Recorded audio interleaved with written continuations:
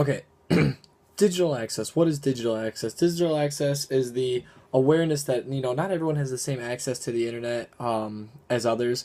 For instance, like Americans, we have full access to the internet that we know of at least. And while some places like in China or whatnot, in communist countries, they do not have full access to internet websites or certain sites like YouTube or whatnot.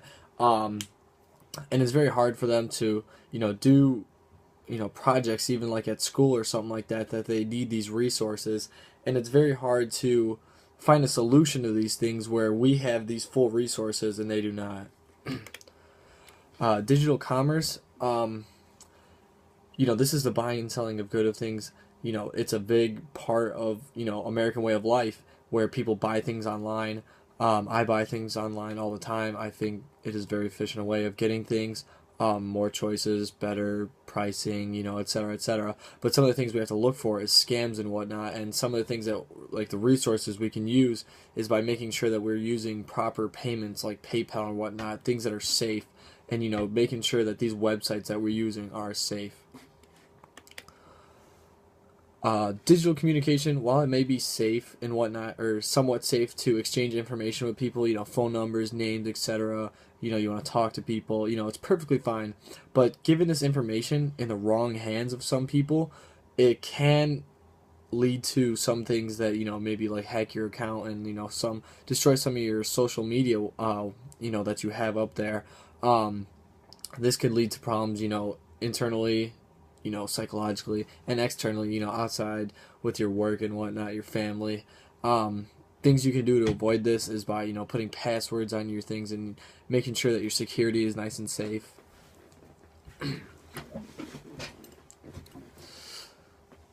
Digital literacy, teaching young kids, how to use technology, what to use it for, and how to act on there is a very efficient way of, schools starting to do it, and, other people's like parents teaching their kids how to do it. One of the main problems, though, is, kids using their cell phones during schools nowadays. I do it, many people do it. It's not that we don't like school. We like to interact with people, that go to other schools and whatnot, and there is no efficient way to get by it. Kids are going to do it no matter what. You can't just tell them to keep their cell phones in their lockers, because, kids will not listen.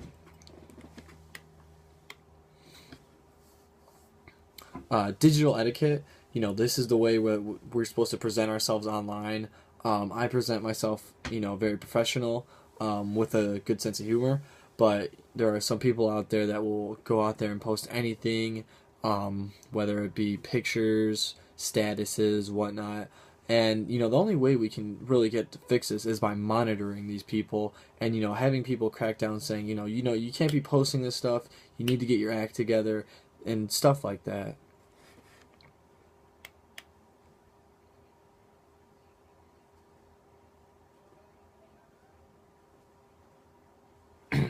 Digital law, is basically the same thing as the laws we have today.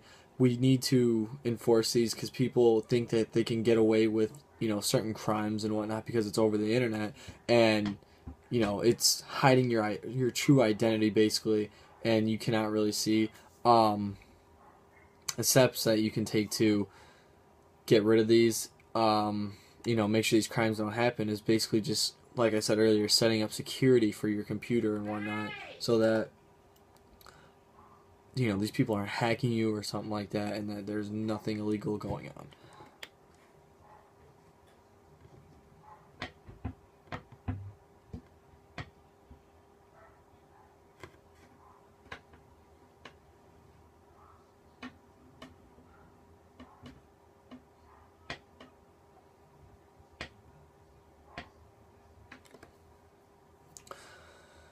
Digital rights and responsibilities. Everyone has the right to the internet. You shouldn't be refused the internet. It's a very resourceful, product.